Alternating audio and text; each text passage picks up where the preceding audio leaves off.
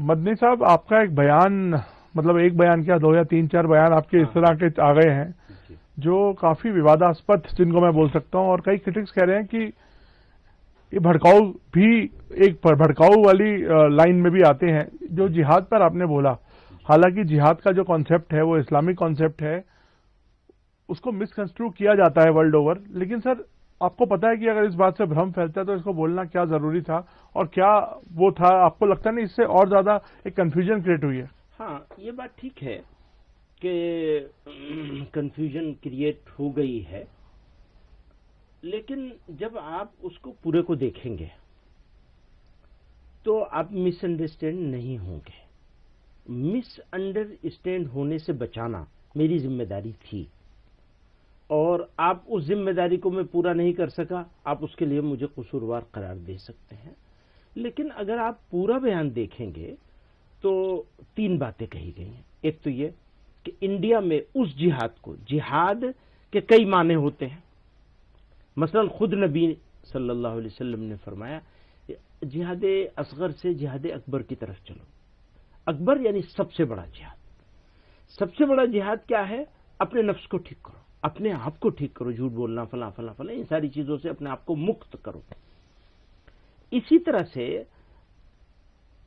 کہیں ظلم ہو رہا ہے، اس ظلم کا وروध کرو، اس کو بھی جہاد قرار دیا گیا ہے، عین جہاد ہے.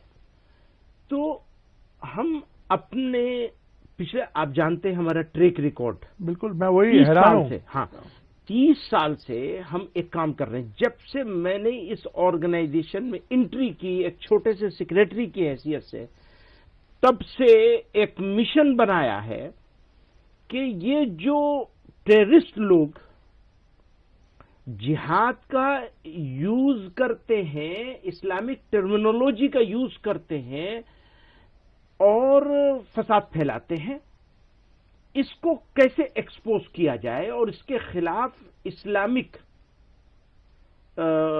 فقہ کے حساب سے، شریعت جورسپروڈنس کے حساب سے 6000 علماء کو ہم نے حیدرآباد میں جمع کیا تھا، مفتیوں کو، اور فتویٰ لے کے آئے تھے اس کے خلاف.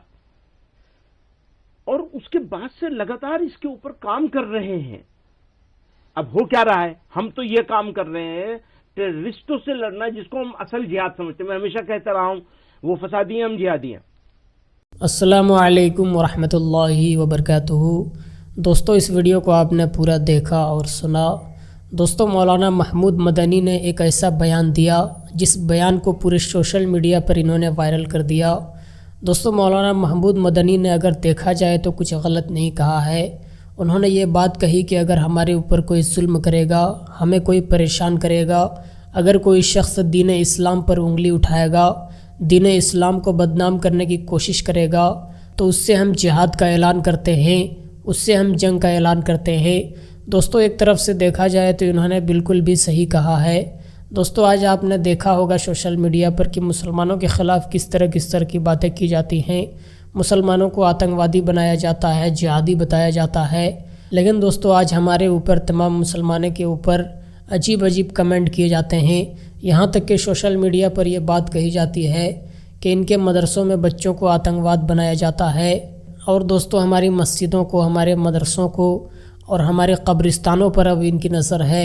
اب ہماری مسجدیں، ہمارے قبرستان، ہمارے مدرسے کو چھیننے کی کوشش کی جا رہی ہے، وقف پراپرٹی کو چھیننے کی کوشش کی جا رہی ہے.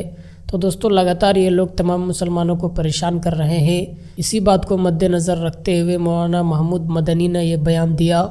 بالکل بھی انہوں نے صحیح کہا ہے کہ اگر مسلمانوں کے اوپر کوئی ظلم کرے گا تو ہم چپ نہیں بیٹھیں گے.